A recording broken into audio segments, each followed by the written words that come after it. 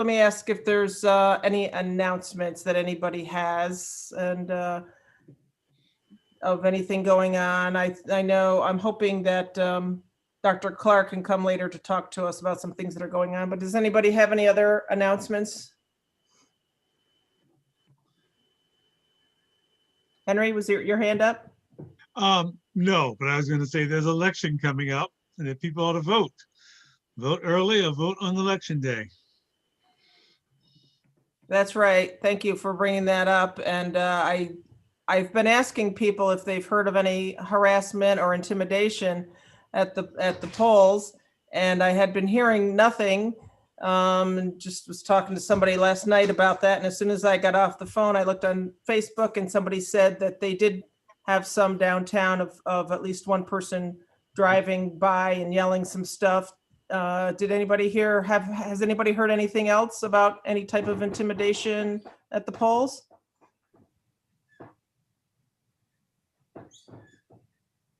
Okay, if people do, please call our sheriff's department. That was discussed at the last public safety meeting. It is against the law to intimidate people as they're voting or lining up to vote, preparing to vote, or voting. So please let the sheriff's department know if you see or hear of anything. So let's go on to our minutes approval. We have the minutes from September 23rd. Would anybody like to? Larry has a question, I think. Oh, sorry, Larry? Actually, I'd like to, I don't know if it's on the agenda, but if it is, I'd like to have a discussion about the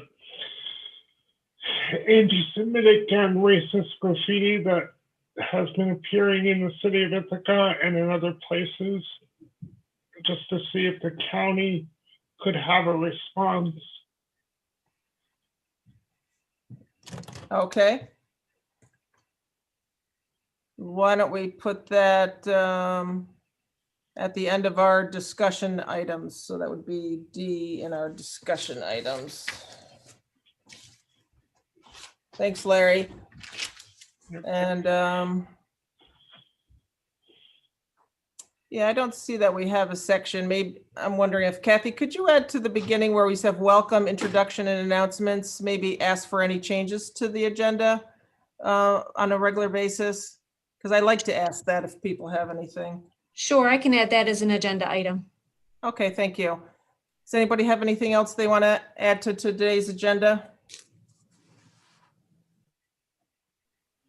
Okay, and so does somebody want to move the minutes from September?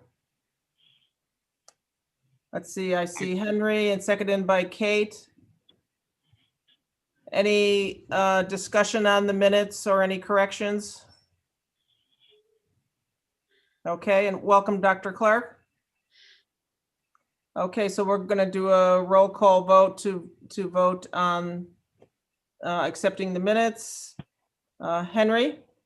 Yes. Leslyn? Yes. Police is delayed. Larry? Yes. Kit? Yes. Rob? Yes. Rachel? Yes. Kate? Yes. Dr. Clark? Yes. Okay, that's unanimous. And just thinking about members, I know Deanna just applied to be on this committee, so thank you for doing that. And so Kathy, is that something we would take up at this meeting or next month? I'm sorry, Ann, I was on the telephone. Well, So Deanna, Deanna, I saw Deanna was applying to be a voting member of this committee, which I was glad that she's doing that. And so is that something we would take up this month on voting for, or does that just go right to the? I was going to send the application to the next budget, capital and personnel committee, and then to the legislature on the 17th. Okay. All right. So it goes through that. Okay with that? Okay. All right. Sounds good. Thank you. Sure. And then the first discussion item we have is American Indian Heritage Month, most commonly known as Native American Heritage Month. And so I'd like to open that discussion, and also we have a proclamation that I added via email that Henry and Lesland helped me write up, recognizing or honoring Native American Heritage Month, and that would be something that we would take up at the November meeting. Trying to think, is our legislative meeting the 4th, I think it is? The November 5th legislature. November 5th? Next Okay, that you Thursday. could read. And I did contact Chief Sam George, the chief of the Haudenosaunee Confederacy, and he was in favor of us doing that. He would like us to, we talked about doing something more to celebrate this month. He was very happy to be contacted. But we thought with COVID, the in-person celebration might be difficult at this time, but he would really like to do something in person. So we thought we'd plan for that for next year, for November. And at the November 5th meeting for the legislature, when our chair, Leslin, reads this proclamation, if it's accepted, then the chief would like to say he would like to do an introduction in his native tongue first, have Leslin read the proclamation, and then he would like to say a few words after that. So I don't know if people had a time to read the proclamation. I could read it out loud. It did get sent out only an hour or two before the meeting. Would folks like me to read it? I see a yes from Lisa. Okay. Let me bring this over here. So this is a proclamation honoring Native American Heritage Month. And if people have any comments or edits after I read this, we'll entertain that. And also we're going to be voting on this from this committee. So whereas Indigenous people settled, inhabited, and were caretakers of the Americas for thousands of years, and whereas we recognize the fact that Tompkins County currently occupies lands where there were homes and villages of the Cayuga Nation and Onondaga Nation of the Haudenosaunee Confederacy, and the Haudenosaunee Confederacy also includes the Mohawk, Oneida, Seneca, and Tuscarora nations, and that these nations stretch from present-day Albany to Buffalo. And whereas on August 3rd, 1990, President George W. Bush declared the month of November as National American Indian Heritage Month, therefore commonly referred to as Native American Heritage Month. The bill read in part that the president has authorized and requested to call upon federal, state, and local governments, groups and organizations, and the people of the United States to observe such month with appropriate programs, ceremonies, and activities. And whereas the county acknowledges that throughout our history, there have been and continue to be periods of pain, tragedy, inequity, bigotry, and injustice against Indigenous peoples. And while we acknowledge that history, we must also recognize that today and into the future, we must take action to make changes for the better. And whereas the county has begun this change movement by committing through its diversity policy and other non-discrimination policies to oppose the systemic racism towards all marginalized peoples, including the Indigenous peoples in our region. And whereas in demonstration of this commitment, on Tuesday, July 17th, 2018, the Tompkins County Legislature unanimously voted to recognize the second Monday in October as Indigenous Peoples Day, encouraging the celebration of this day in a manner that promotes respect, understanding, and friendship, combats prejudice and bias, works to eliminate discrimination from colonization, and acknowledges our history. And whereas in so doing, Tompkins County pledged to foster meaningful relationships with our tribal nations, recognizing and valuing the many contributions, past and present, made to our community through Indigenous peoples' knowledge, labor, technology, science, philosophy, arts, and the deep cultural contribution that has helped shape the character of our county. And whereas this month, the Tompkins County Legislature encourages all residents to honor and celebrate the traditions, stories, languages, and full culture of our tribal nations, and more specifically, Tompkins County Indigenous roots, history, and contributions. And then the next part, the last part is now, therefore, I, Leslyn McBean Claiborne, Chairwoman of the Tompkins County Legislature, do hereby proclaim November 2020 as Native American Heritage Month in Tompkins County and call upon all residents to commemorate this month with appropriate programs and activities, and to renew our commitment to ensure that the rich histories and contributions of our Indigenous peoples can thrive. So so that was a long one. I'm going to have you guys take over the rest of the meeting. So any input, any edits, suggestions? What do folks think about that? Larry?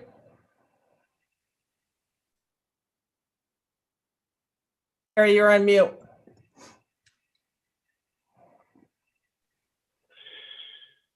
Can you read the part of the resolution that talks about how Indigenous people inhabited this land for thousands of years? Sure. You want me to reread that part? Yeah, because I don't have it in front of me and I have a comment to make. Sure. Whereas Indigenous peoples settled, inhabited, and were caretakers of the Americas for thousands of years.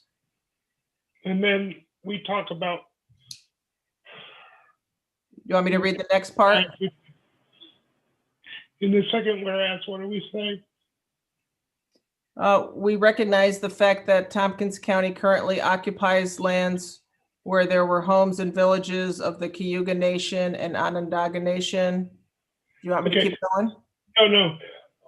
I asked that we add a sentence somewhere that says, before contact with European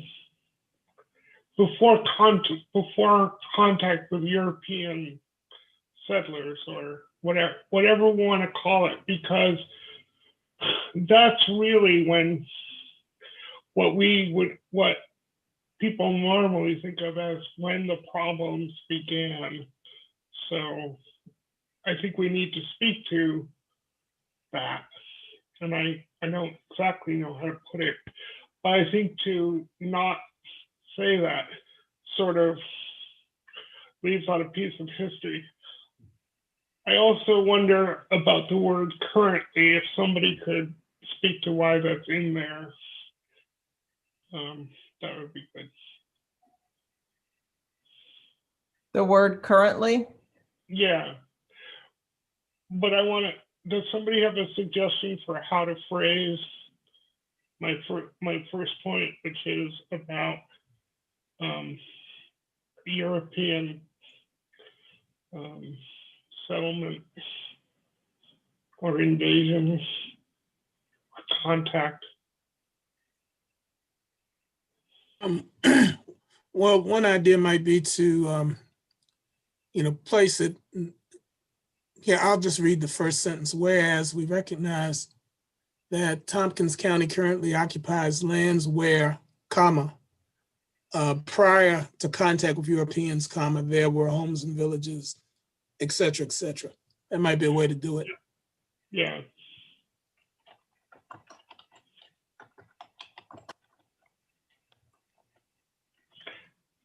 What do folks think about adding that in there?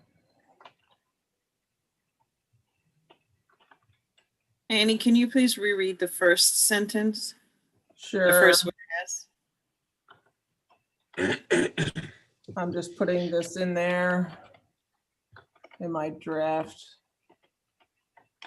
Okay, the first sentence would be, whereas indigenous peoples settled, inhabited, and were caretakers of the Americas for thousands of years. And That's Where fine. at- okay, and then the addition would be, or the edit would be in the second sentence, which would be, whereas we recognize the fact that Tompkins County currently occupies lands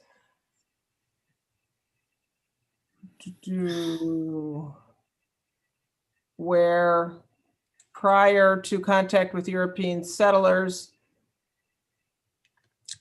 the homes and villages of the Cayuga Nation and Onondaga Nation, where there were, let me see, recognize that.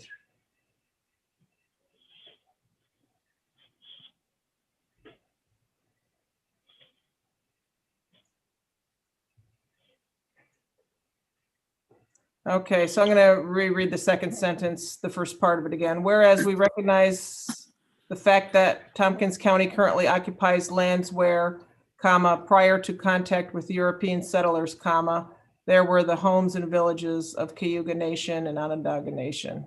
How does that sound? That sounds fine, but I was also thinking about the first sentence. Okay. Yeah. Well, did you have an edit to the first sentence? I was going to say something like, whereas prior to the invasion and contacts of European settlers, the rest of it. So your suggestion is, whereas prior to the invasion I'll put of it up on my computer. European settlers,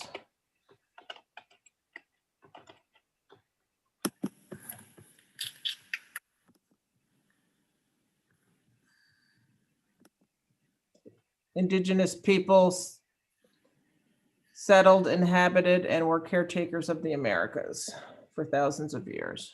That was my suggestion, but either way it works.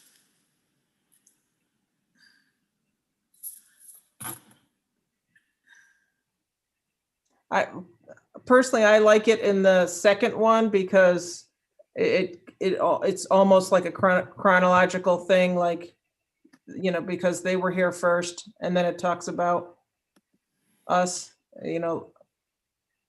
What do people think? That's fine.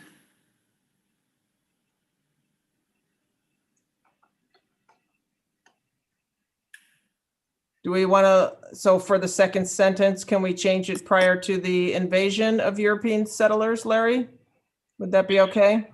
I'm fine with that. I don't know if the legislature would want to call it an invasion, but I'm personally fine.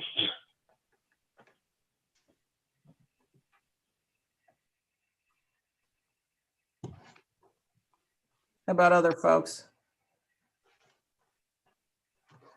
I think it's fine. I had, just as a comment, I had more severe and blunt language in here before. So I'm okay with that. Any other comments, Leslyn? I was going to say it's good where you have it. It's fine. Okay. Any other comments about this or edits?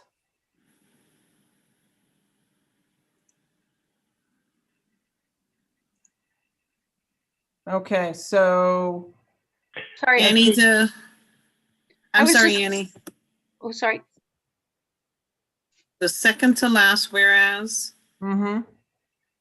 the last line in that, arts and deep cultural contribution that, what is the word that comes after that? The second to last line, or the third to last, you mean? No? The You second to last whereas, want me to read that one? the last line. It has arts and deep cultural contribution that, That has helped shape the character of our county, or which, should that be which has shaped? so it needs to be have. and not has. Okay.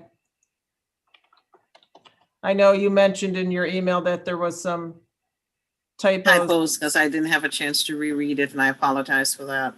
Okay, if there's just some little typos, I think if we pass this, that would still be okay. We could catch them later. I went through it and I couldn't see them, but I'm not the best editor at all. I think you caught the rest of them, but thank I- you. I didn't find any other. I Oh, I okay. cleaned it up just a teeny bit if something was a little bit repetitive or, yeah. So would we like, was it Kit that was also trying to say something? I'm sorry I'm not using video. I'm worried that I'm not going to stay connected if I do. I was thinking, I was just saying that if we didn't like invasion, which I'm fine with, if we didn't like invasion, I was looking up synonyms to invasion, and the other one is occupation, which, would be another option, but that's all. No big deal. Right, so we do say that Tompkins County currently occupies the land prior to.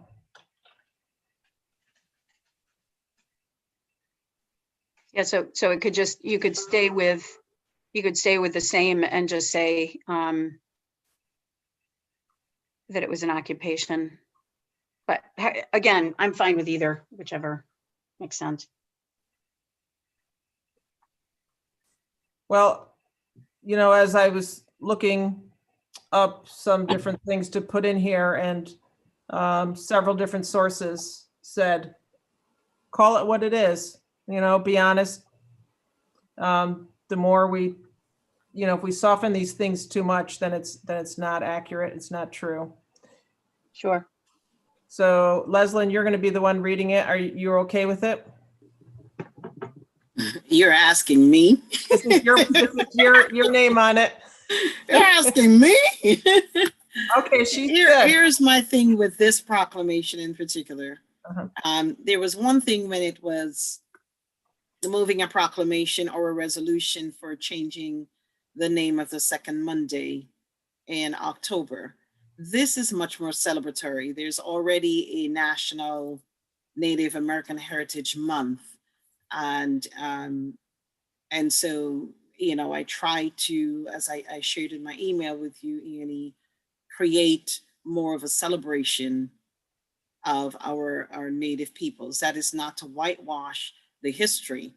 When we did the proclamation or the resolution for changing the name, we certainly had harsher language in there. And so that's my reason for it the way it is.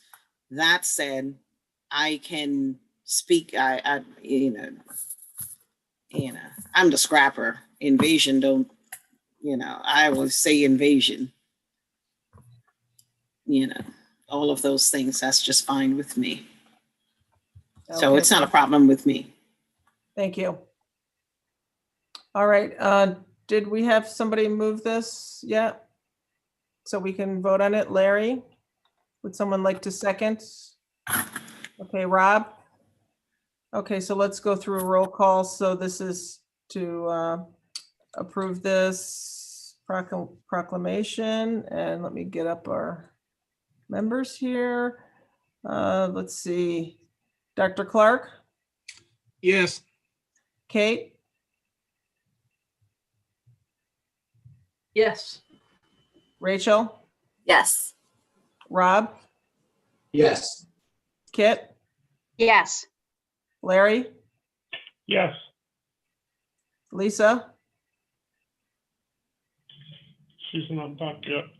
Okay, so Lisa's She had to step away. away. She had to step away. She put a note in the chat. Okay, thank you. Leslyn?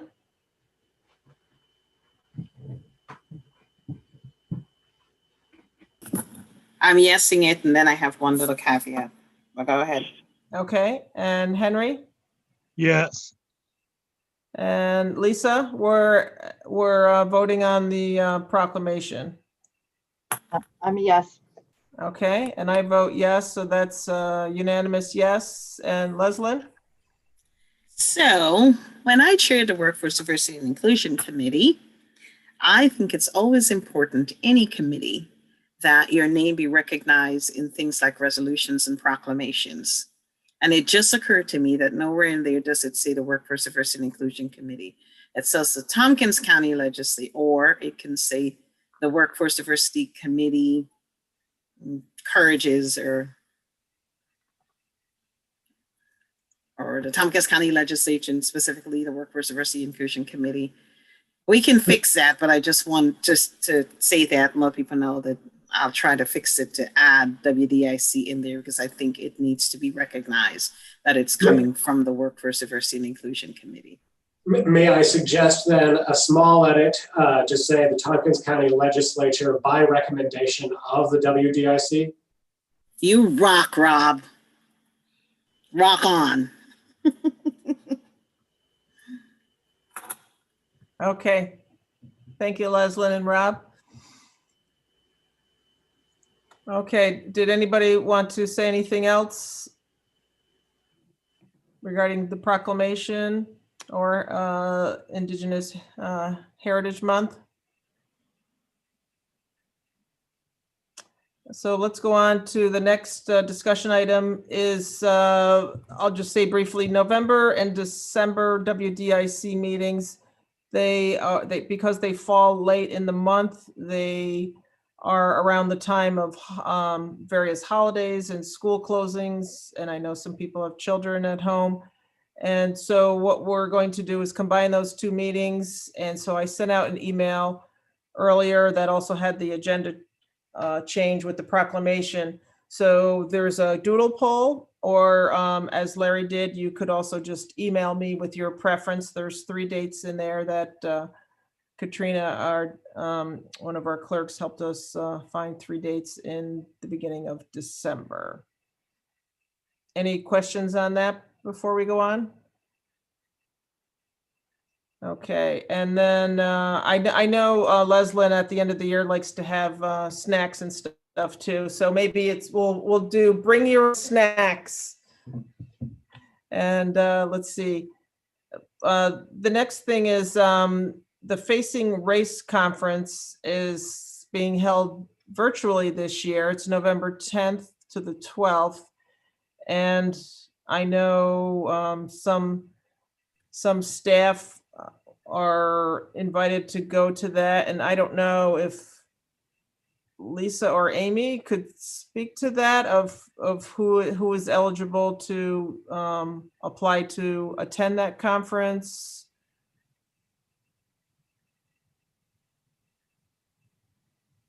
I can try to help out, and Lisa, feel free to join in.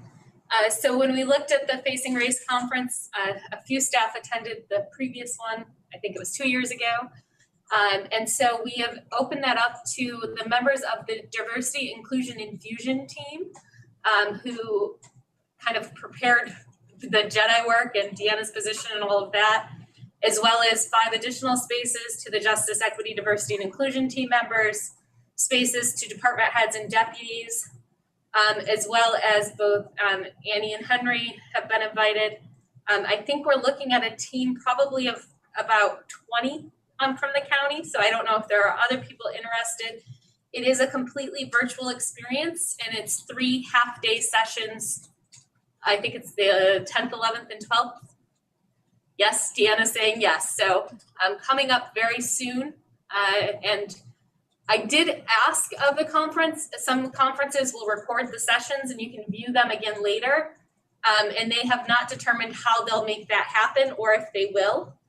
So hopefully they will, so we can actually share the experience, but I also understand that they may not be able to do that. So I don't know if there's other questions about that.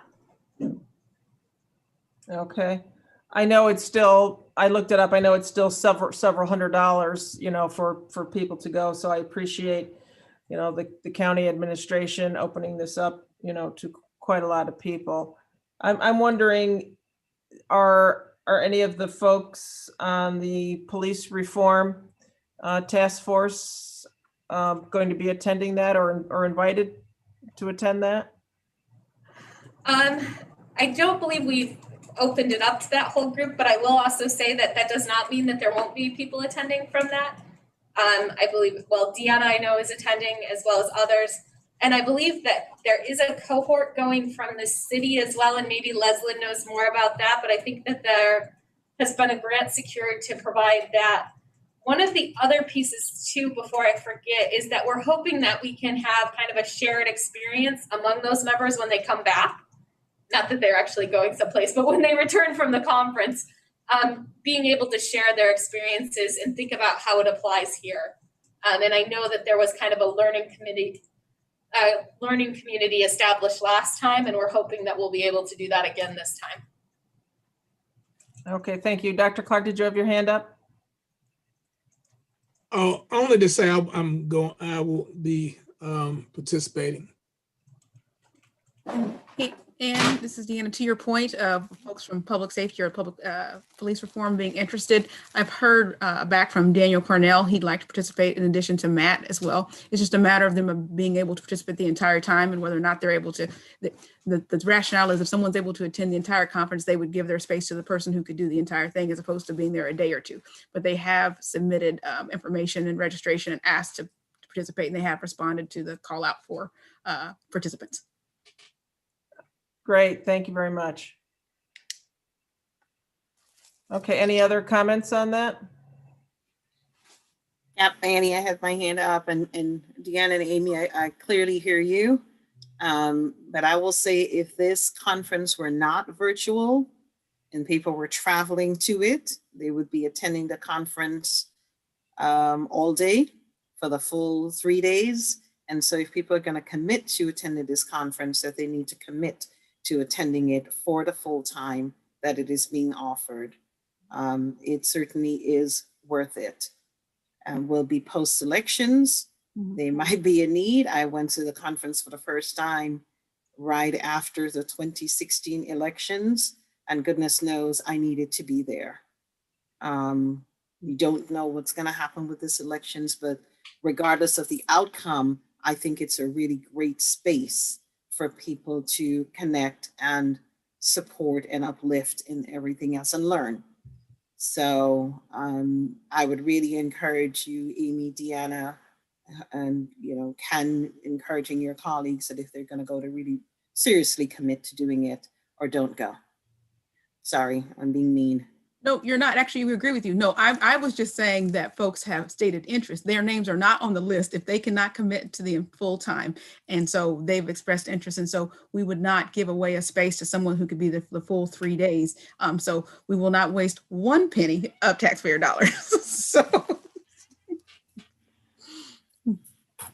Well, I am honored to have the privilege to be able to go. So I definitely will be attending, and I checked my schedule that I am available for those days. Okay, so anything else before we move on? And sorry, I didn't see your hand, Leslyn. I pulled up the participant list so I can see hands easier now. Dr. Clark, would you like to give any updates? I had you down for your next panel discussion. There was also something that Henry had mentioned to me about I'm trying to remember the name of it, the executive, Henry, do you remember that people had signed on to? Or executive exchange? Executive exchange. So I don't know if you could talk to us about those two things. Sure. Tomorrow at noon, we'll be having the second in our series of virtual brown bag lunch events, which will be focused on COVID-19 mental health and COVID-19 and compassionate mental health and social services. And one of our panelists is our own Kit Kephart, along with her Deputy Commissioner Deanna Bodnar, and also from Tompkins County Mental Health. I'm skipping her. I'm forgetting her name right now. Who will be hold on one second. I'll pull this up. Let's see. We'll have a participant from Tompkins County Mental Health and also Tammy Baker from Ithaca Children and Family Services. And that'll start at noon on tomorrow, in which they will be looking at the ways in which to provide compassionate approaches to people who are in distress, in whose circumstances have been exacerbated by the pandemic, you know, whether it's homelessness or addiction, whether it's been low-lying sorts of depression and loneliness that people are feeling, that have felt in general, that has only been intensified by the pandemic. And so that'll be the second in our series of events. That we have two more that we'll have in November and in December. And we will, you know, take a look at where we are in terms of our co-sponsors with public health and mental health. And also we had Dominic Recchio working with us and Samantha Hilson, who's representing the public health piece, to determine, you know, where we go from here. So those of you who are able to join us, we welcome you to join us for tomorrow's event, which will be a panel discussion from 12 to 1. In terms of executive exchange, let me ask a question. Are you asking, wanting me to talk about the statement that I edited with executive exchange related to anti-racism in particular? Dr. Clark, Henry had brought that up, so I'll ask him to speak to it. Yeah, I just want to know basically the statement you wrote and just tell us about it in general. Sure. Well, executive exchange is a sort of consortium of 100 or so nonprofit leaders of organizations in Tompkins County. And they have begun working on a statement to basically make a declaration of their commitment as leaders of these nonprofit organizations to be engaged in anti-racism work and engaging their boards and other entities to which they are accountable to, you know, to address these issues and to talk about ways in which their organizations can be at the vanguard of these efforts. I began meeting with them in the early days of the pandemic and subsequently was asked to serve as the sort of the chief editor of the document. The document had already been written. I made some editorial additions and did some reorganizing of the document in some ways, along with others. And so finally, it finally went out publicly, you know, a few weeks ago, and there was an article about this in the Tompkins Weekly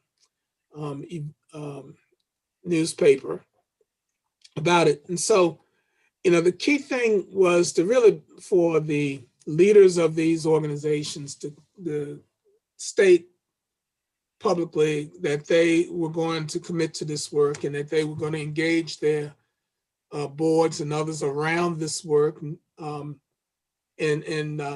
to, you know, work through whatever concerns or questions that may emerge as a result of that, and to be, you know, part of this larger sort of issue of you know, this sort of moment of racial reckoning, if you will.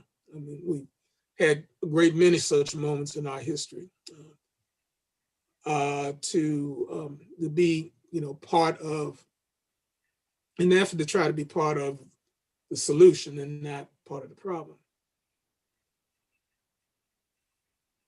And if I can, I serve as the treasurer for the executive change at Tompkins County, and this is not, so Dr. Clark is also right that it's a statement in those things, but also that's going to be our lens of focus over the next year, and we're figuring out how to wrap supports around nonprofits to give them additional training have these conversations, how to engage those boards, how to engage the patrons that they're serving.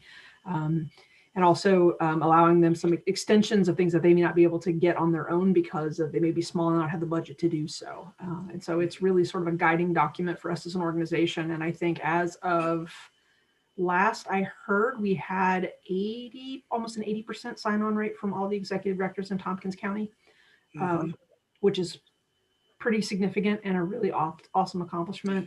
I know we were hoping, Aaron Martiel, our president, and Lee Butler, our vice president, were hoping for 100%. We've committed to continue to bring people along in this conversation, engage them, and really try to make this something that it moves forward and is a platform to amplify the voices in Tompkins County on this important issue. Well, thank you for doing this. Any questions for Kate or Ken? Or discussion? Larry?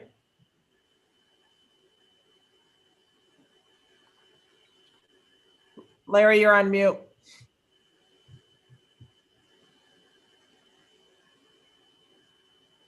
I do that so I don't just shout out and interrupt people, and then I get all confused and freak out.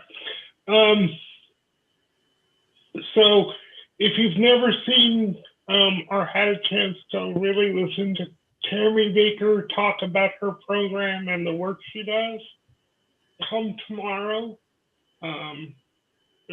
She and the other person who do the outreach from Family and Children's they're pretty committed to the people that they serve, which are some of the people that the community has the hardest time reaching to, or in other language, in human service language, we would say are hard to reach, as if it was their fault that we can't reach them. But anyway, if you've never seen Tammy Baker speak about her program, please take the chance to do it tomorrow. And I'm thrilled that she's going to be on the panel. The other was just a question about the executive exchange. I've been out of the loop for a long time, so I don't know about the present status of the Diversity Consortium of Tompkins County, but are they connected to, or have they been consulted about this document? Yes, we had Suki Tabor. Good. If the consortium, the Diversity Consortium, came and spoke at one of our meetings pre-COVID, and we really felt that that was a good connection, wanted to begin that process. And so we had begun talking about that, and then COVID hit. And so they have been someone who, Aaron Martiel sits, I believe, on that as well. And so they've been in constant contact and talking to them and part of that. So, and part of the plan over the next year is to figure out how to deepen that relationship and that partnership, and to make sure that they're advised and part of our planning. Because really, the Diversity Consortium's mission when I was part of it was to really bring people the basic information they needed and the basic workshops that they needed to really engage in the conversation around diversity and anti-racist work. So I'm glad you were connected to them. Absolutely. Lisa? I just wanted to congratulate, or just say what I think was a really great job on the part of the executive exchange with that document. And I think that it has some far-reaching, it has the potential for far-reaching impact in the community. And I'm serving on the board of the Healthcare Consortium, and so it was brought to that board's or a committee's attention yesterday, and the full board the executive director is waiting for full board approval before she signs on. So she was just stating that there are some organizations that are just waiting to go through the channels before they sign on. But I was really impressed with the jumping off points for action and holding organizations, accountable to affect change. And that was the discussion that was we had yesterday, which was we don't want to just sign on. We want to see how we're actually going to affect change with the help of, with some guidance from this document. So I think it's very helpful. Well, thank you again, and it's great to see so much wonderful work, going on in the community. Thank you all. Also, too, I just wanted to mention too, the one panelist I could not, whose name I could not think of, Susan Spicer, will be part of our discussion on tomorrow at noon. Thank you. And Larry? If you've never met or talked to Susan Spicer, she's been doing this work in the community for decades around mental health with some people who have significant needs. So she's another reason to come. I'm sure all the other panelists are fabulous, but Susan and Tammy are particularly good to be in this conversation.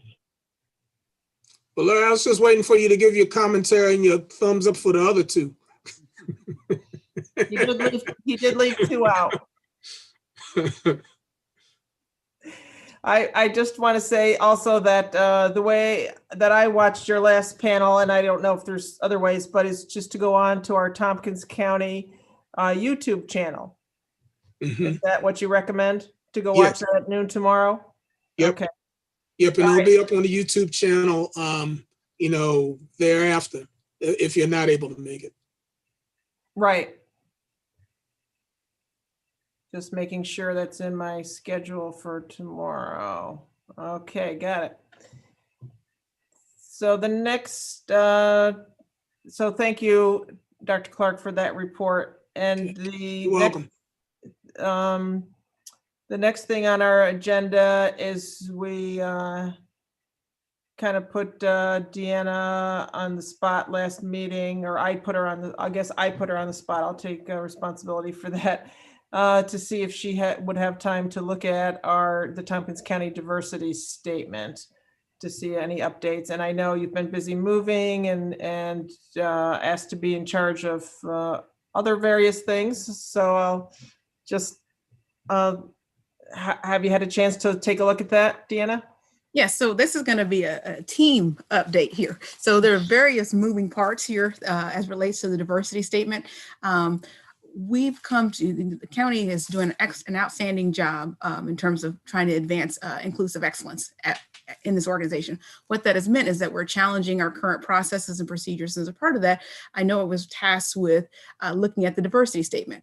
And so what we did from there was I pulled together some folks who are here, Dr. Clark, Kate, so pretty much the diversity, inclusion, and infusion committee. And then I sent some emails out, asked about prior history, but then alongside that conversation, there was also the values conversation.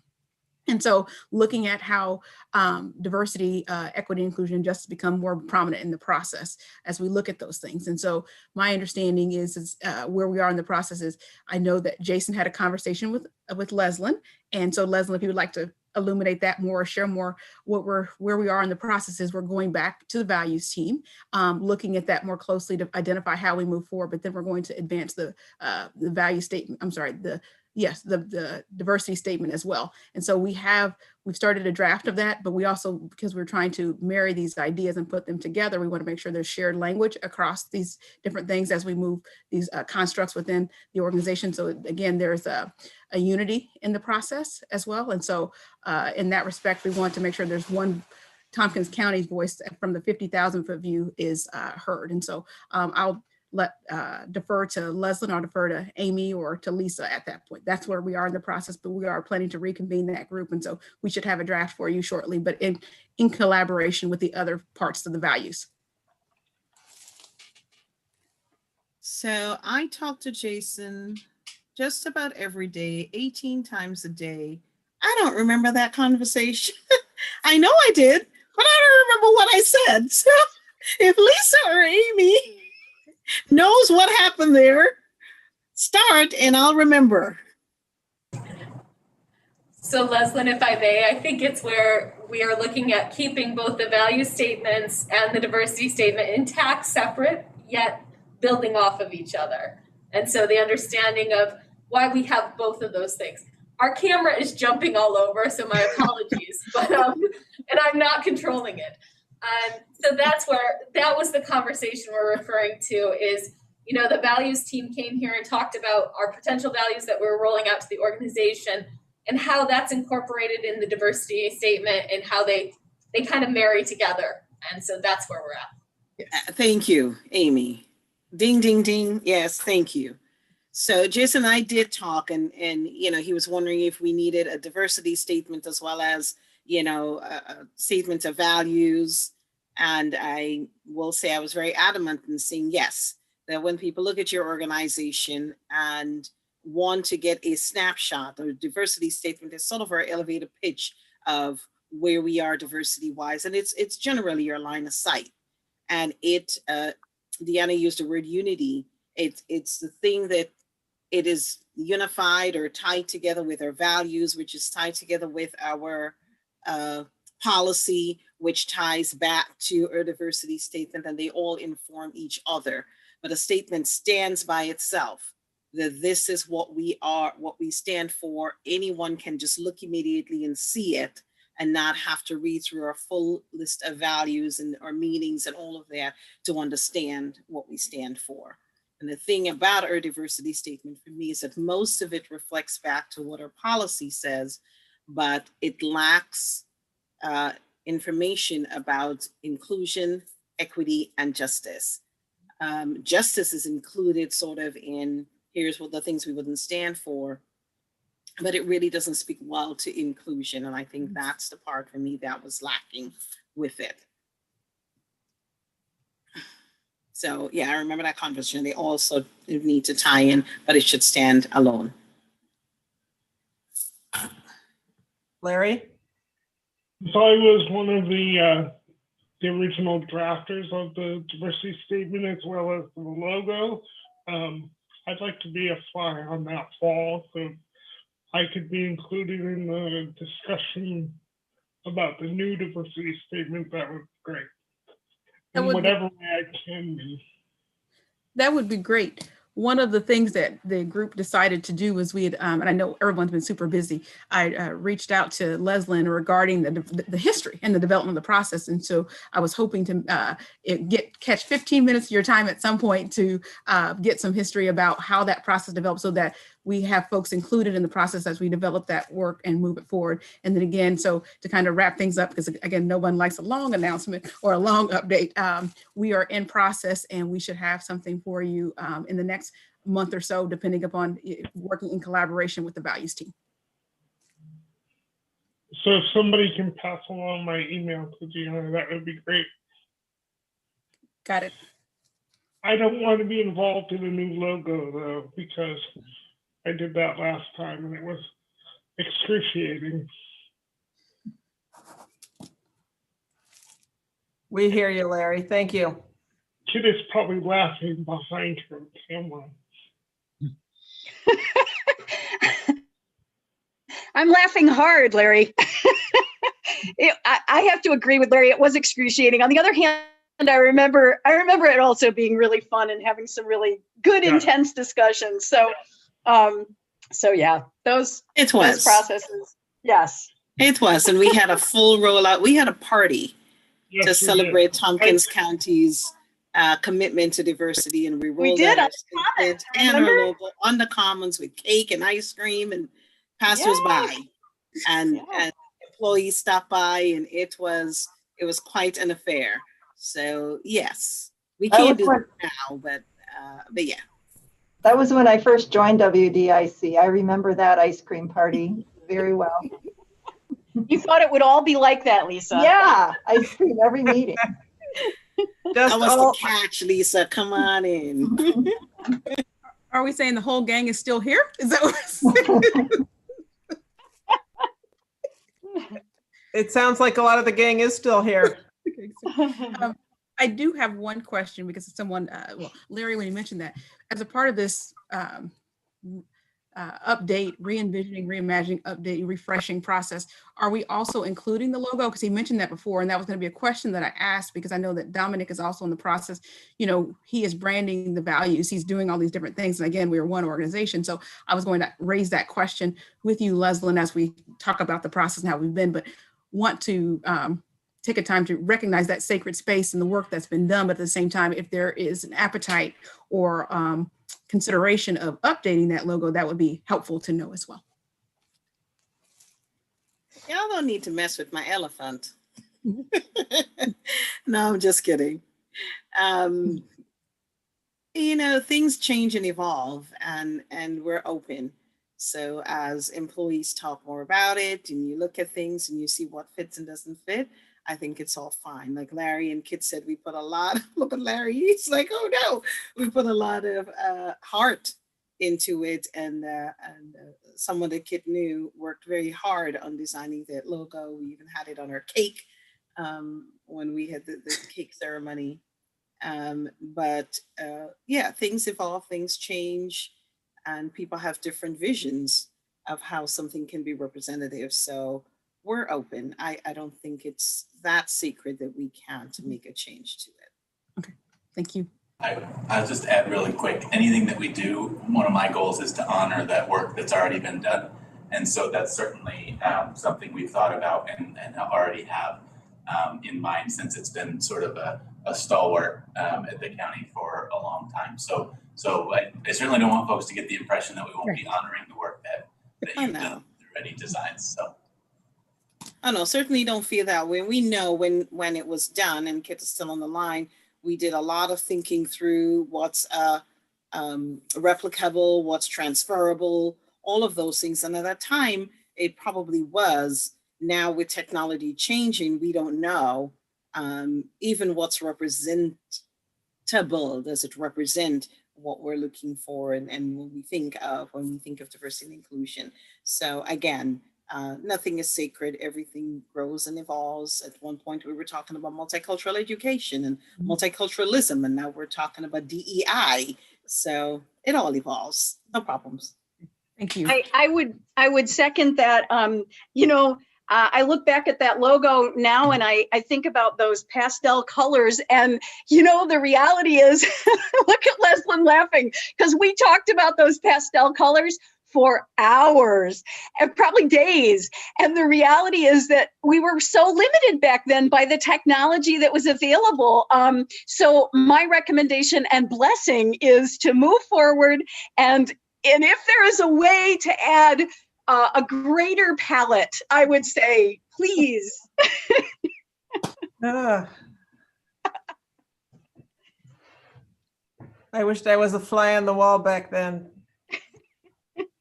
Sounds like great times. I do not need to live through another committee color selection process ever again, so count me out. Okay, so noted, Rob. We'll make sure that gets in the minutes. If it's not, well, can you correct that at the next minutes if your request isn't in there? Absolutely. Okay. So I think so that covers the next also the next topic, the core values. Except in the respect that one thing that had been brought up that Leslyn and I were talking about is the legislature being able to have some input on that, because in yesteryears, the legislature and department heads used to get together like in person and have a retreat. So Leslyn, I'm going to put you on the spot again. Would you like to say anything else about that? You're wondering how that can be achieved, some type of working together on that? And I'm going to punt and put it on Amy, because I had this conversation with Amy. And how can we make sure the legislators are involved?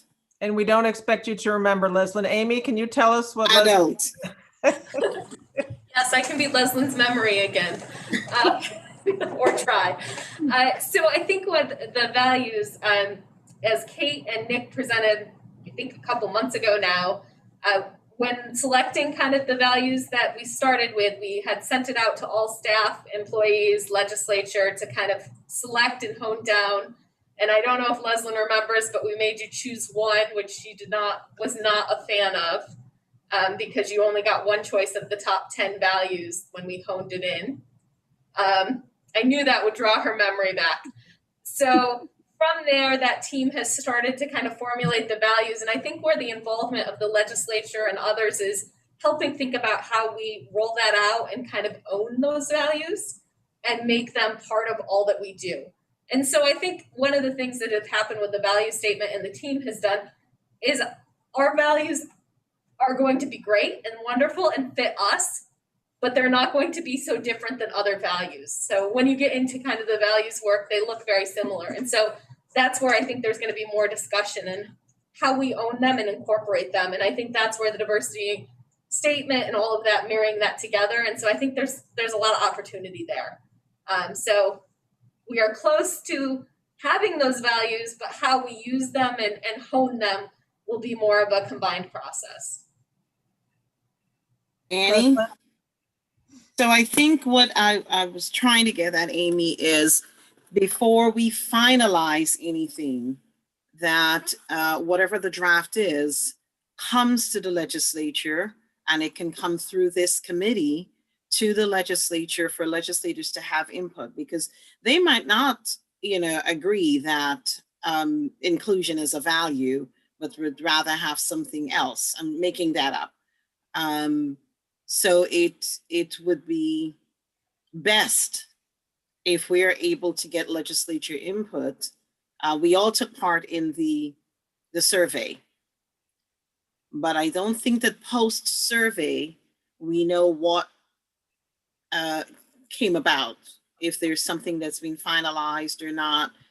And maybe it happened at a point that I don't know, but it would be nice for legislators to say, here's the draft of what we're thinking about as we plan to move forward and roll out. Is there any input? Do people want to add to it, take away from it, etc.? Yeah, I remember that conversation, Leslie. I think that's where we're at now, is we brought those here. There's still some work to be done before they come back with that tie into the diversity statement. So there's a little side step there for the tie-in, and then to come back to this committee as well as budget, capital, personnel, and kind of move through the process the rest of the way. Thank you very much. Anything else on that before we go to our next topic? Okay, last but absolutely not least, we're going to be discussing police reform, an update on that. And so I don't see Jason here. So who would like, was it Dan? I know you've been taking more of a role in that. Would you like to take that topic? Sure. First and foremost, I'd like to thank all those folks who are here and that care about the cause and care about public safety reform. It's a very, very weighty matter that deserves our full time and attention. As such, just this update is where we are as of right now. We are partnering with the Center for Policing Equity and City of Ithaca. But from a Tompkins County perspective, we recognize that we support other villages and other areas as well. And so in that spirit, our goal is to have a report that will launch the secondary and tertiary efforts of our work after April. This morning, we had a meeting of the internal resource group. What that means is that's a group of just different stakeholders from the different subcommittees. We have a subcommittee of public safety. We have a subcommittee of academic and research. We have a subcommittee of community and community engagement and communications. We will be launching a public health component of that as well. There are several groups that we're working in collaboration with. What that means is we're all working both horizontally and vertically to get to this plan. This morning, where we are right now, we're looking at data sharing and data collection and things of that nature to ensure that there's confidentiality and that the appropriate data is shared so that we can draw the appropriate conclusions. Where we are in the process, the 50,000 foot view is we would say that we have shared out a lot of communications with folks. We've had the Mayor Myrick launched the effort in August. We've had Jason do a forum. Last week we had 2 forums, one of the sheriff and one of the police chief. So we would say that that's more of our engagement of sharing information and providing information to the group, specifically showing what our services are, what our capacities are, what we look like, and just laying that foundation. As a part of that, we collected some community survey information that's been disseminated and shared that will be a part of the research, distilling, and period of analysis. What the next phase of that piece will be more of the community and community engagement portion. So that group is led by Shelley Michelle Nunn in collaboration with Dominic. And I know that Dominic is in the process of looking at launching a Community Voices forum, which will allow some community members to share their thoughts and feedback. And Dominic, please correct me if I'm mischaracterizing anything at any point, because again, this is a shared effort by all of us. And this is work that's going to be hard work, and it's going to be, it doesn't stop after April 1st. That's just where we're just getting our track shoes on to get things started. So with that work, that's where we are right now.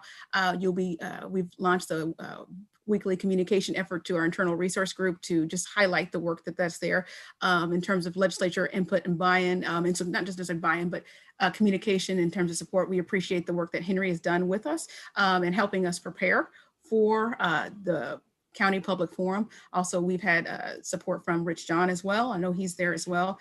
And we have the mayor as well. And then I know today they added Duxon to the group.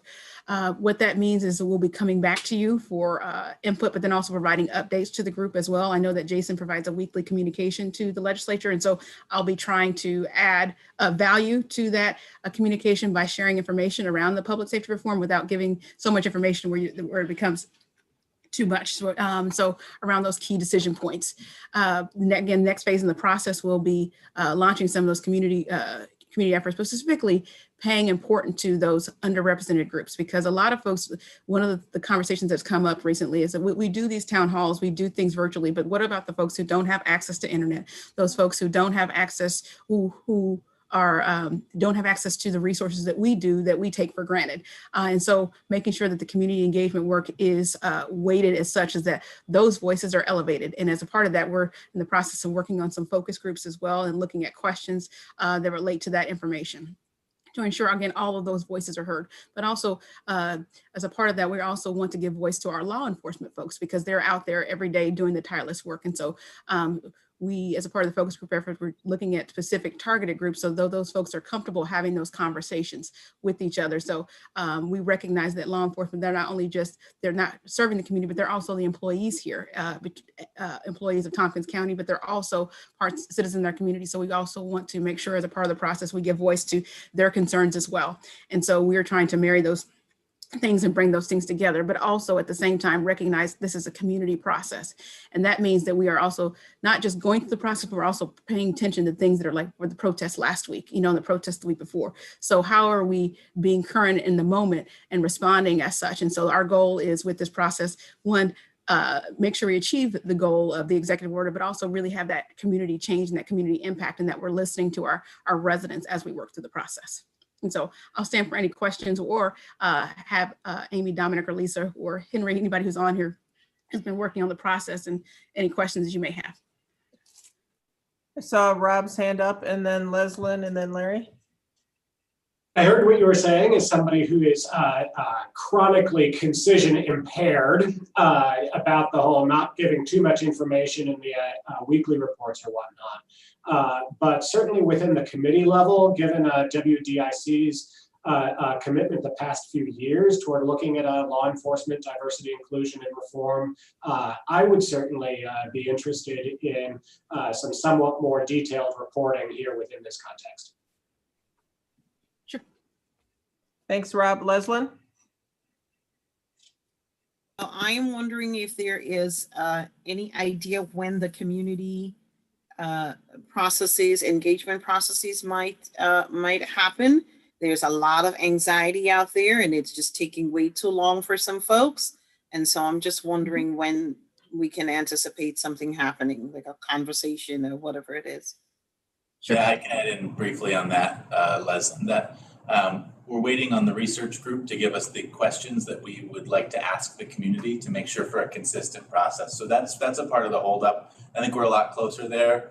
I am pushing as forward as I can on having a communication out by the end of this week that clarifies the community engagement process, both for that Community Voices Town Hall that Deanna was referencing that will take place next week, as well as all of the sort of non-digital ways that people can engage. We have a partnership set up with the library that'll offer hours to have input or view our forums or engage every week.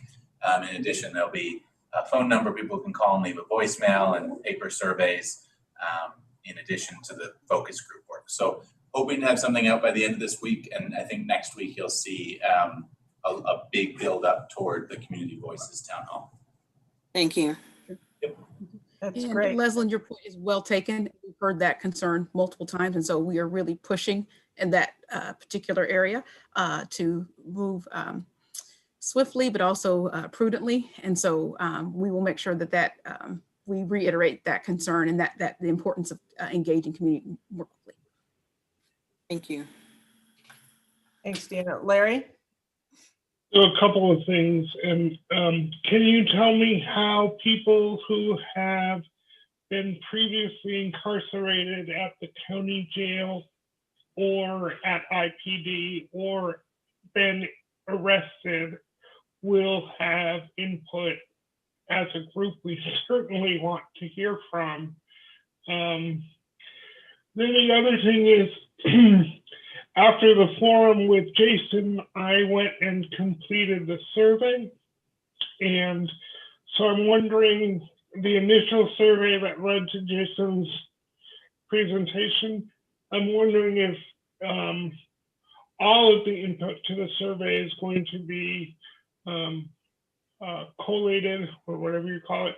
And thirdly, I just want to say that one of the big things, and this, I'm saying this particularly to staff who are really working on how we're going to tackle issues, one of the big things that I hear over and over again is we want to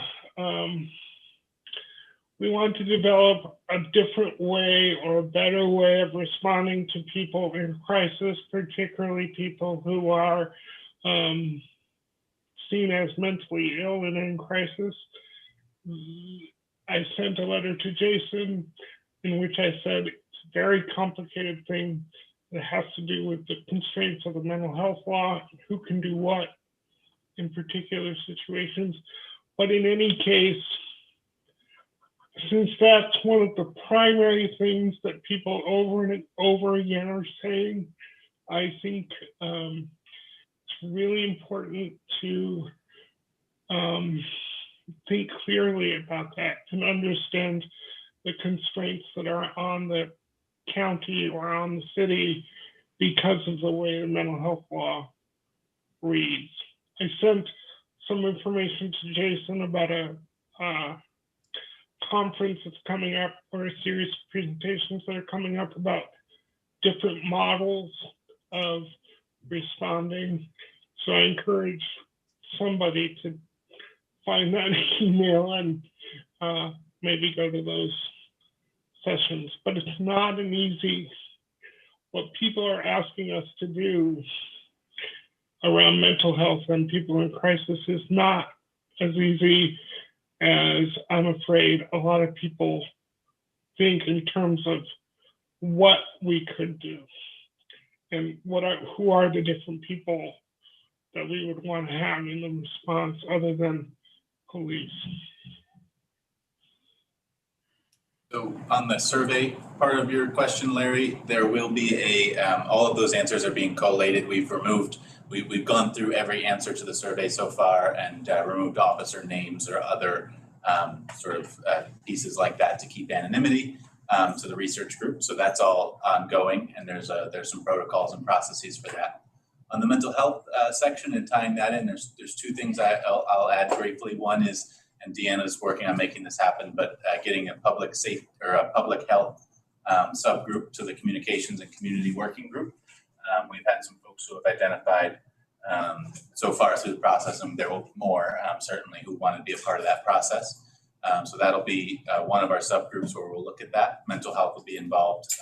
And then additionally, leading into Jason's presentation, we asked people to review information on our public safety departments and what their responsibility, jurisdiction, and accountability and budget are.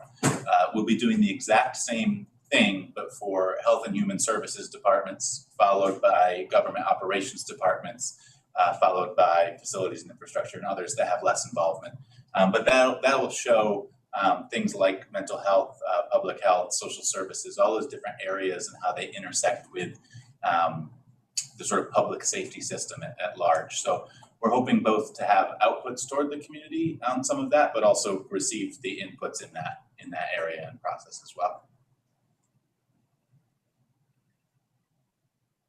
Thank you, Dominic. So since we have a few more minutes here, so related to police reform, and it really is, I think part of it is the way that the culture that we have here in the county, the way that we talk. I want to say at all meetings, just pretty much. I mean, the way that I've heard some people speak at legislative meetings, the way I've heard some people speak at public safety meetings, people in the community, the way some people have talked about the people who are protesting. And so I just wanted to open that up for more discussion, because sometimes hearing that is, the way people have pegged, different people or different groups or different behaviors, or focused on, for instance, just when there's some graffiti done, but then there's not a discussion before that about why are people upset. So I just wanted to bring that up for the last couple of minutes. Larry? And do you remember that I asked to talk about the anti-Semitic graffiti? Oh, right. Yes, so are folks okay if we go over about 10 minutes? Can I see a show of hands? Sorry, I have that written down over here. Thanks, Larry. Thanks for reminding us. So I want to open up the discussion to talking about that, maybe, because I'm especially when I'm hearing like about, okay, we have, is this bottom down? Is it top up? I mean, but it's also a culture in the way that people talk. And so does anybody want to jump in on that? Rachel? Yeah, so I had some specific concerns after watching the most recent Public Safety Committee meeting about some of the language that was used to describe the protesting and some things that are going on. I found some of it to be very dog whistly.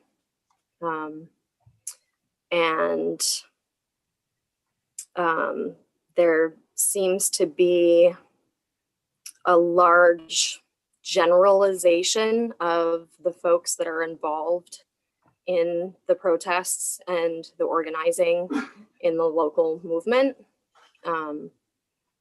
And that lack of understanding and generalizing is not helpful.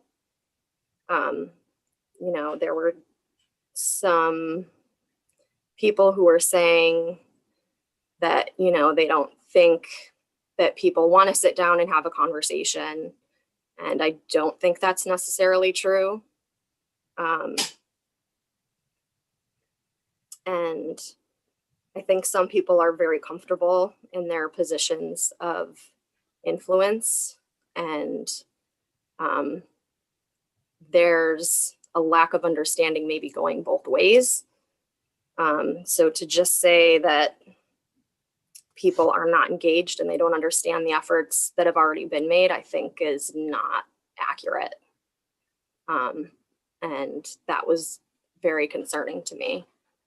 There was also one comment about the amount of criminal mischief relating to protests, which I think was entirely false, and Matt Van Houten can probably verify that. I don't think there's a correlation. Don't think there's been any criminal mischief charges related to the protests to this point. And I think that covers my concerns. Thank you, Rachel.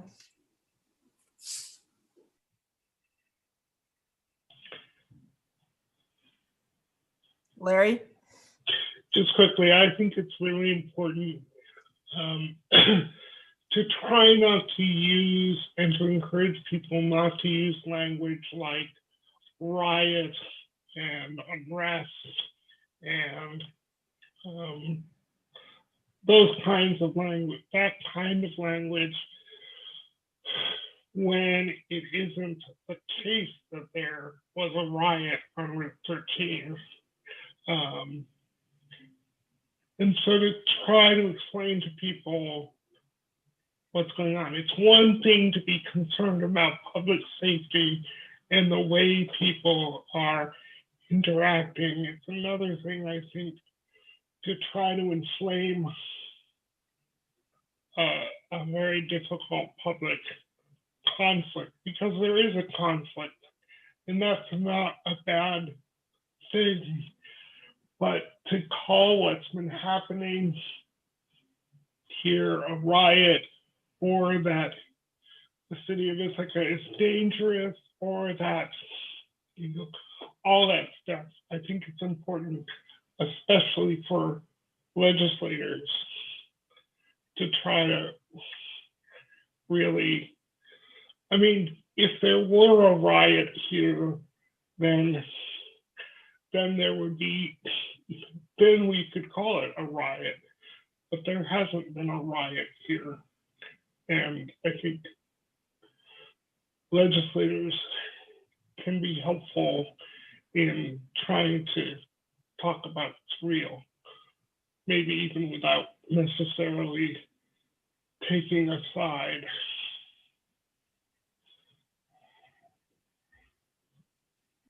So I'm really interested in, well, first of all, forgive my,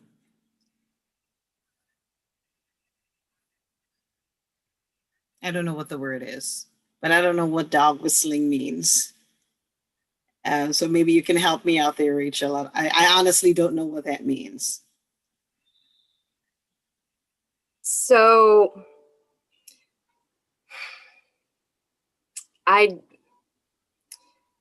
it was,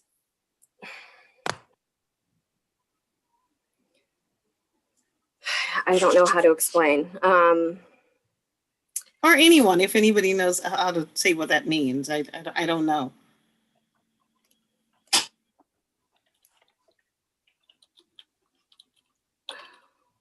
I can say what I think it means, which is it's using language that partisans hear and respond to in the way that the speaker wants them to. Mm-hmm. So, or like a subtle political message in certain language that's used. Right. Well, I appreciate that, because, you know, I'm still learning a lot of lingo that's used here, and I always use them the wrong way. So I'm always putting horses in barns and carts and cows somewhere, because right. I always use it the wrong way. So I just want to make sure I understand what you mean. Right, by it's like subtle language that maybe a particular group uses, but might not be identifiable to most people as concerning. Okay, all right. I could, Leslie, I think one thing, so we're both Black women and go to Black churches or Black people. So I'm assuming there's an organ, right? So if you hear the preacher tune up and you hear the organ, you know, we know what that means. That's what she's saying. Like, so we know when someone's going to say amen, the preacher says amen, we're going to hear organ. So that amen is the dog whistle in this case. That's going to cue us to clap. That's going to cue us to raise our hands. That's going to cue us to say it's time to stand, right? So that's what she's saying. Okay. So something that can get other people Yes. kind of riled up in some way, shape, or form. All right, I get it. And then my next question is, given what you're saying, because, you know, I'm sure I'm guilty of some of that too,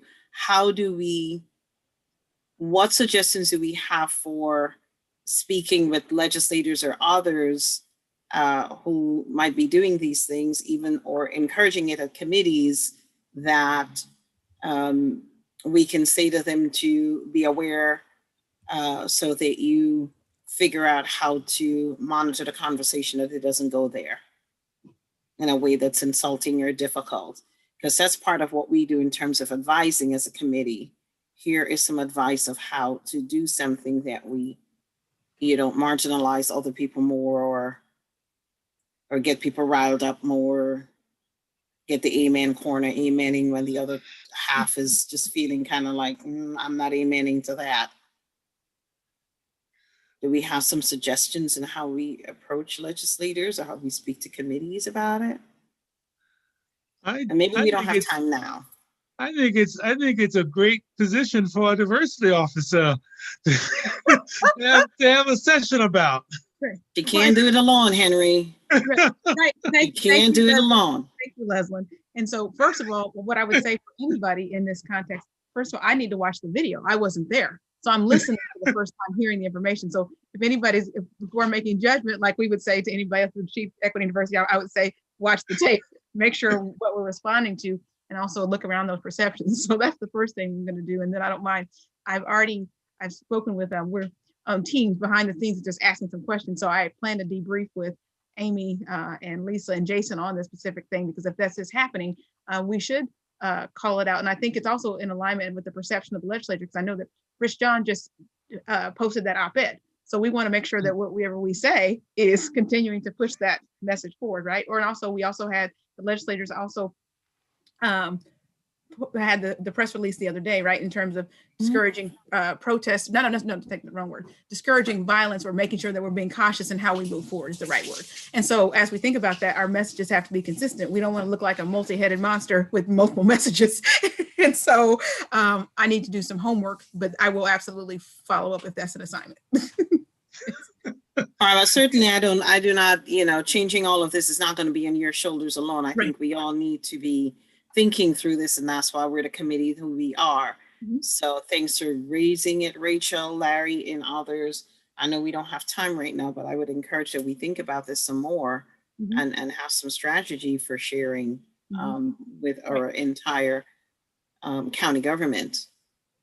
Yeah, I think this feeds into Larry's next issue about the anti-Jewish stuff, about whether we would make a statement regarding that. Because it has been going on for the last 2 weeks.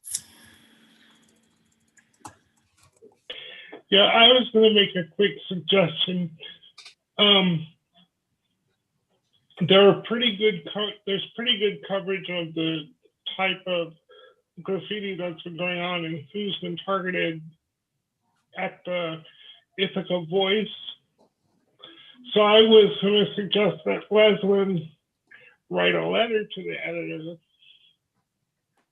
as the chair of the, saying something about the county's concern and commitment to battling hatred and all of that kind of stuff, rather than trying to come up with a saying that the county can say with a collective voice. I think the hatred that was unleashed against Moosewood and Sunny Days and Patty Jacobson, and in other places, I think the county should just say, we don't accept it and here's why. And I think the quicker we make the response, the better. So that's my suggestion. So I appreciate your suggestion, Larry. Following Rich John's a letter to the editor, I'd already began to pen one that was very inclusive, because prior to the anti-Semitic graffiti, there's been a lot of very racist graffiti. There's just been a lot that's been going on in our community.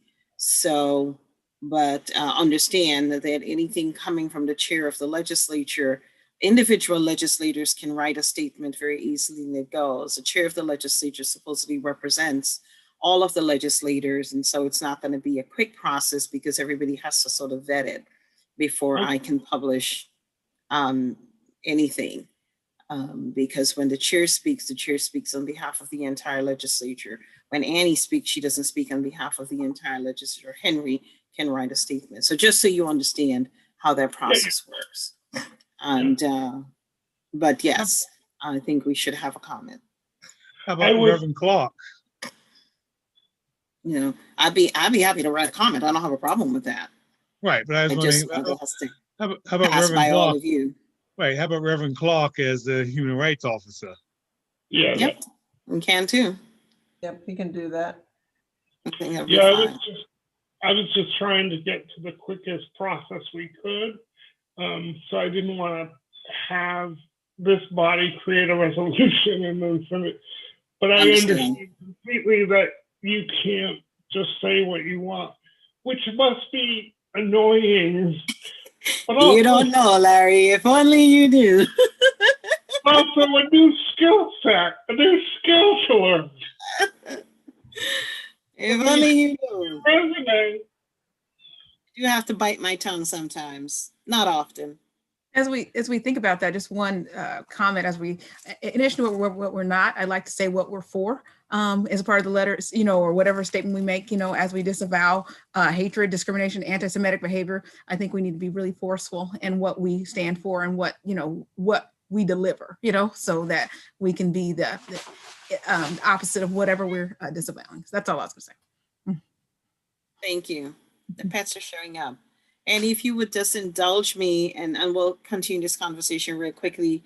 I just want to go way back in the agenda. And so the Tompkins County Historical Commission is working when you mentioned Chief George talk about tangible things to recognize and honor our Indigenous peoples. Our Historical Commission, starting with our bicentennial committee, of which I was a part, I had invited the Chief George and Debbie and other members of the Cayuga Nations to join us at one of our meetings and talking about ways that we can honor them. And so the Historical Commission is continuing that work, and we'll have some of our streets, starting with Cayuga Street, dual named with the Cayuga Nation name as well. So it'll be Cayuga Street and then, you know, the name in the language of the nation. And they'll be doing that with a few other streets as well. So something tangible that they can see, our community members or Indigenous members can see, you know, up there. So that's happening. So this committee knows that that's going on. And then a quick announcement on November 20th. I just want you all to know that GIAC will be hosting its annual harvest dinner. Unfortunately, we all can't gather, but we still will be serving a meal.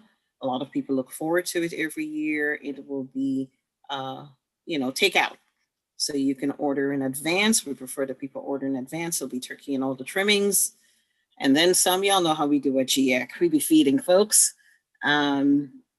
So stay tuned, look for the announcements, come get a meal. If you want to help volunteer to drive a meal out to someone who might have ordered one and can't get to get it, we'll take volunteers as well. You know, just let me know, and or call GIAC. Don't let me know, because goodness knows I can't remember. What's the date on that? November 20th. Friday, November 20th is always the Friday before Thanksgiving week. We'll do our a week after my birthday, because my birthday's on November 13th. All right, I'm going to send a special piece of cake for you. Okay. So yes, please make note, please pass the word on and let people know to stop by and get a meal to go. Thank you, Leslyn. Anything else before we end today? I just had just another note that tomorrow there's another rally by Tom Reed and Back to Blue on the Commons. Oh, really? Yeah, just before I got onto this meeting, I was in a meeting about that. Yeah, and it's it just feels like poking in the eye at this point. So, but we shall see. what happens. Deanna, did you have one more thing you said? I would just like to take a moment to thank Leslin for providing the staff with the groundwater training, that opportunity to do training. And so I know we've had, these are heavy conversations, but I would like to end on an uplifting note to thank one of our own for all she's done for the last 20 plus years, but also her entire life, because you don't just come into this work. It's a passion. It's a hard thing. You don't just wake up one day deciding you're going to, as she said, be a scrapper. And I'm like, I'm going to be saying that all my meetings now. So Amy, Elisa, tomorrow, I'll be like, I'm going to be scrapping. So with that in mind, thank you so much for the opportunity. We've heard from numerous staff since the training. I know Rachel's going to actually give the update at the Jedi team meeting to kind of debrief about that. And then also folks would like to do a second round of training. I won't announce any training because I don't have a budget, but so whatever we can come up with in the spirit of that, I know folks are interested and folks are just so thankful. And so thank you for being you. Thank you for all you've done. I look forward to working with you more, but it's one to lift up the great work that you're doing and the opportunities that you're providing for us. So thank you again for that. Oh, that's great. I'm glad people took advantage of it. I mean, that's an all-day training that got crunched into 3 hours or whatever it was. So I'm glad. I'm so glad. Thank you all. Well, thank you. And a special happy birthday to Larry on the 13th, who, so that's November 13th, Larry. So wishing you a very happy birthday. And with that, we'll adjourn and we'll definitely follow up on some of these topics. So thank you everybody for joining us today. And stay tuned for an email regarding what date we'll choose for the next meeting. It'd probably be the first week in December. And was there a little puppy in there Kate had? Extra bonus I know, points. there's puppies and cats and all kinds of stuff. I'm too busy to have a pet. Have a great evening. Bye, everyone. Take care all. Bye. Thank you, Ann.